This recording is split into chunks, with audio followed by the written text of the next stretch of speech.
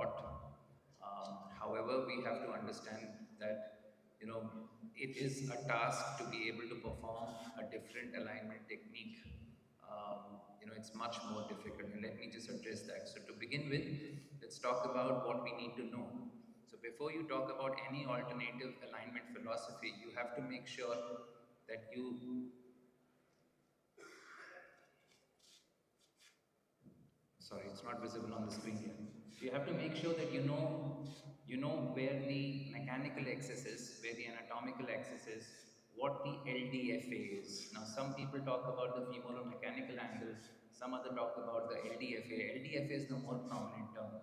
So we assume that in a femur, when we're doing mechanical alignment, almost every femur has an LDFA of 87 degrees, and the difference between the mechanical and the anatomical axis lies between 5, 6, or 7. However, we know that is not the case. Every distal femur is not the same, and that's why measuring the LDFA to know how your patient's femur is actually very important. When we come to the tibia, we assume a few things. We assume that the anatomical axis and the mechanical axis of the tibia is the same, and we know that the tibia joint line slopes at about 3 degrees, and therefore the MPTA is 87. So we are again assuming that every patient's MPTA is about 87, and based on that, we're doing our conventional mechanical alignment. However, once again, we know that as we do more and more patients, we realize that the anatomical axis and the mechanical axis of the tibia is also varied in a wide or a varied number of patients that we have. The next is the joint line convergence angles. Now, when we talk about all these alignment techniques, kinematic alignment, inverse kinematic alignment, or any of these alternative agencies, we do not take into consideration the joint line convergence angle. And the joint line convergence angle actually indicates the soft tissue laxity. So when we measure the arithmetic HK, which I will come and explain in a second, we measure what the varus deformity is, but that's the bony varus deformity. Soft tissue laxity is not taken into consideration. The idea is that you leave it as lax as it is. But is it really possible to leave a joint as lax as this is by restoring the bony anatomy?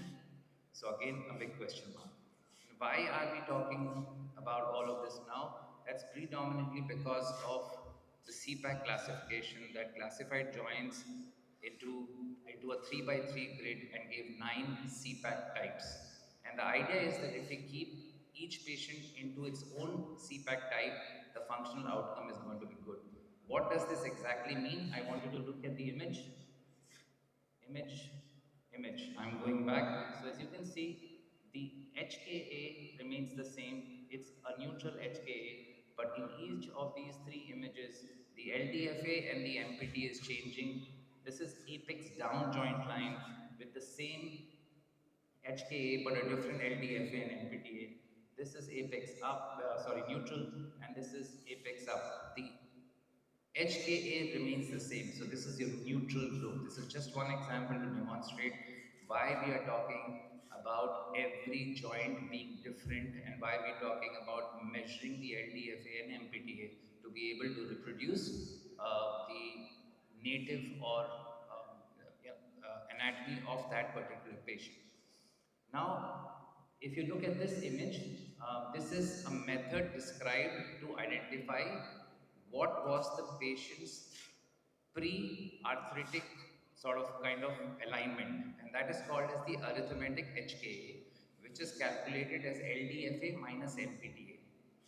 That will give us the value which the patient had. We are assuming that it is bone on bone. We are assuming that there is no extra bone loss that has happened, and we are not taking into consideration the joint laxity.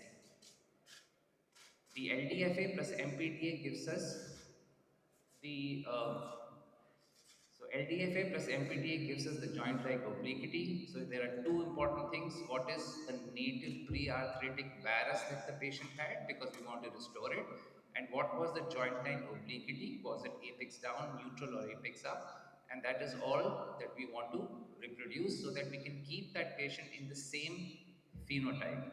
A negative AHKA would mean varus, a zero AHK would mean neutral, and a positive AHK would mean valgus. It's a little complicated. You'll take a little more time to understand this, but this method can actually tell you which of these 9 categories the patient falls. And when we perform a surgery, we want to restore this particular phenotype.